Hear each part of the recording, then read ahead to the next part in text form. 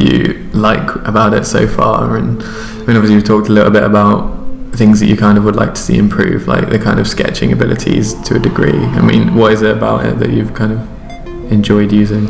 I think mostly, there's of course little bits that they can improve. I'm sure that will come with it, being able to actually export what you draw and maybe even animate later on. But at the moment, it's a great tool just for having fun, really. But it's quite, you can get really precise with it if you want.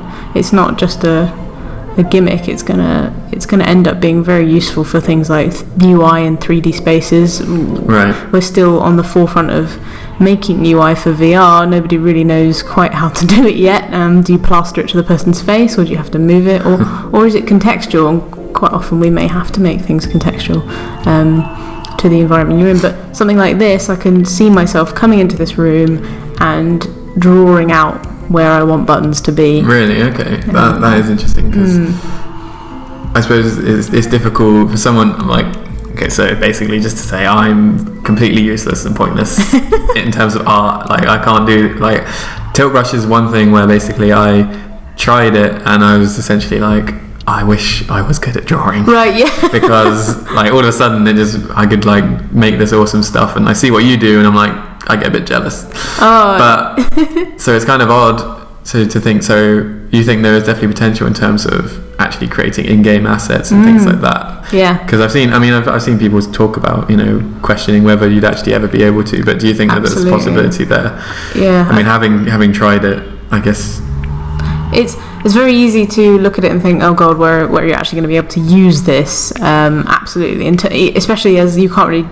We're making really nice videos, and it's great that it's getting loads of people are watching it. And however, at the moment we can't use it practically for our game making right now. So at first you do look at it and think, okay, well, what is it going to do for actual real world applications? But once they've sorted all that out, and I could essentially, it may get to a point where it's good enough that I can model something in low poly or how I want it to look and hand it off to a 3D artist to tune up or animate, essentially making their job easier or faster. And then instead of having to do a 3-point turn of a 2D image, I've already got the 3D image and what it looks like from behind already done. So the applications are pretty cool.